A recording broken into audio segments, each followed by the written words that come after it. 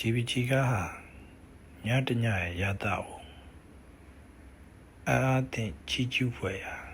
예수로 타바래 스타리나이 비지가 럽샤 떡바니에စကဝတ်တစ်ခုလဲဟုတ်ပါရဲ့ကောင်းငင်ဟာပြင်သစ်ပြည် Provence ဒေသရဲ့ရှုခင်းထက်မှာအလိမ့်လိမ့်ထနေတဲ့အကွက်စင်တွေအဖြစ်ကျေပန်းတွေဟာတစားစင်လို့နေပါတယ်ပကြီးကရဲ့မျက်နှာစာပိုင်းမှာတော့အနက်ရောင် Cypress ပင်တစ်ပင်ဟာမီးတောင်မီလီယံတစ်ခုလိုကောင်းငင်စီလူးလွန်လွန်နေပါတယ်ကောင်းငင်မှာအပြာရောင်ရေလိုင်းတွေလိုကျေပန်းတွေဟာဆူးရှာတောက်ပါတဲ့ခြေတွေကိုဝမ်းရံလို့နေပါတယ်အပြာရောင်အဝါရောင်လိမ္မော်ရောင်တို့ရောဆက်ထားမှုဟာလေပြင်းထန်နေတဲ့အတ္တဇညရှုခင်းတစ်ခုဖြစ်မြတ်တစွာအသက်ဝင်လို့နေပါတယ်ဒီရောင်ရောဆက်မှုမှာညရဲ့အလင်းနဲ့ဆုံးစိတ်ပိုင်းတွေကနေ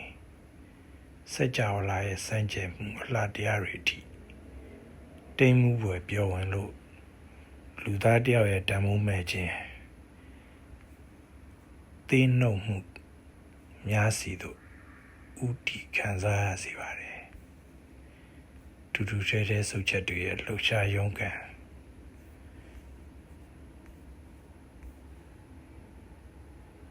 ထင်ရှားတဲ့အယောင်တွေအစဉ်အကွက်တွေဟာပကြီးကားမှာဖွဲ့စည်းမှုအားကောင်းကောင်းတွေကိုဖြစ်စေပါတယ်ဒါဟာထိုဒေသမှာရှိတဲ့စိန့်ရာမီစိတ်ကျမ်းမာရေးစေရုံမှာစေကုသမှုခံနေစဉ်အတွင်းဗန်ဂိုရေးဆွဲခဲ့ခြင်းပဲဖြစ်ပါတယ်အတူနေမိတ်ဆွေပကြီးကျော်ကောကင်ကိုမိမိရဲ့တန်တရားလွန်စိတ်ရောဂါကြောင့်ရံပြုမိမိနေရွက်တစ်ဖက်ကိုဖြတ်ပြီးပြည်တစားမလေးကိုလက်ဆောင်ဖြစ်ပေးခဲ့တဲ့နာမည်ကျော်ကာလတချို့ပြီးမှဒီစေယုံကိုသူလန်းလာခဲ့ရတော့တာပေါ့စောက်တရားမရအငယ်ထိလန့်မှုနဲ့နောင်တတရားတွေခံစားမှုတွေနဲ့ရေးဖွဲ့ထားတဲ့ပုံသဏ္ဍာန်တွေရဲ့ DBG ကားရဲ့ဟန်ဟာအဲ့ဒီညာရှုခင်းလေးရဲ့အနှစ်သာရကိုပြင်းပြတဲ့စိတ်ခံစားချက်နဲ့ဘယ်လိုရေးဖွဲ့ခဲ့တယ်လဲဆိုတာကိုအကောင်းဆုံးပေါ်ပြနေပါတော့တယ်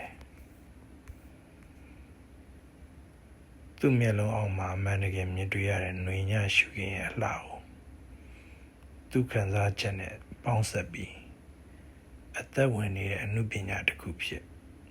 ဖန်တီးခဲ့ပါတယ်ညကောင်းကင်မှာစူပူရှုပ်ထွေးနေတဲ့ရေလိုင်းတွေဟာအဲ့ချိန်အပကြီးဆရာရဲ့စိတ်အခြေအနေတွေပဲလားသူ့ရင်ဘက်ထဲကအနက်ဆိုင်ဆုံးမြင့်တွယ်နေတဲ့အကြောက်တရားနဲ့မျောလင်းချက်တွေရဲ့ရံပွဲပဲလားဖះเจ้าခေါင်းမှုချုံကိုသူပို့ပြီးခြုံထားခဲ့တယ် Cypress အပင်ပြားနဲ့ဖះเจ้าမှုချုံဟာပုံထဲမှာကောင်းကင်နဲ့မြေကြီးကိုဆက်သွယ်ထားတယ်ဒီဆက်သွယ်ချက်ဟာရွာကလေးဓမ္မမဟုတ်လူသားတွေရဲ့လက်တွေ့ဘဝနဲ့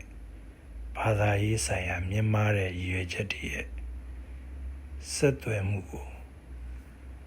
သင်္ကေတဖော်ထားသလိုပါပဲတကယ်ပဲသူဟာဘာသာရေးကိုင်းဆိုင်သူတယောက်ပါဘာမှမရှိတဲ့ကြောင်မီတွေမိုင်းလို့သားတွေကြားမှာတမန်တော်တယောက်လို့ခိုင်းနိုင်ခံရလောက်အောင်တရားဟောเสียတယောက်ဖြစ်သူ့ဘဝအချိန်တော်တော်များများကိုပေးဆက်ခဲ့ပါတယ်ဘာသာရေးကိုင်းဆိုင်သူတယောက်အနေနဲ့ရောရှုခင်းပကြီးဆရာတယောက်အနေနဲ့ပါသူဟာ စိန့်ရမီဖះเจ้าစေးုံလေးရဲ့ညာကောင်းကင်ကိုသူ့ဘဝတရုတ်တကံနဲ့အတူဆုံးသင်္ကေတတစ်ခုဖြစ်ရှာဖွေတွေ့ရှိခဲ့ပါတော့တယ်နောက်ထပ်13လတိတိအကြာမှာသူ့ကိုယ်သူအဆုံးစီရင်ပြစ်ခဲ့တာပေါ့ဒီ Starry Night ပကြီးကားရဲ့အရွယ်အစားကအလျား3ပေအနံ2ပေ5လက်မှရှိပါတယ်ဗင်ဂိုဟာဒီပကြီးကားလေးဖြစ်လာဖို့အတွက်ဒီရှုခင်းတစ်ခုတည်းကိုပဲ sketch ပုံချမ်းနဲ့ပုံချောတို့ကို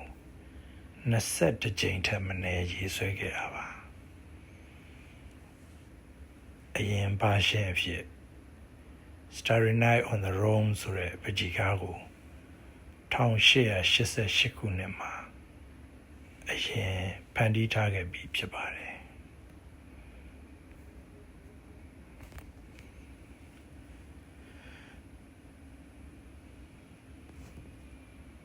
It often seems to me that night is much more alive and richly colored than the day. This morning, I saw the countryside from my window a long time before sunrise, with nothing but the morning star, which looked very big.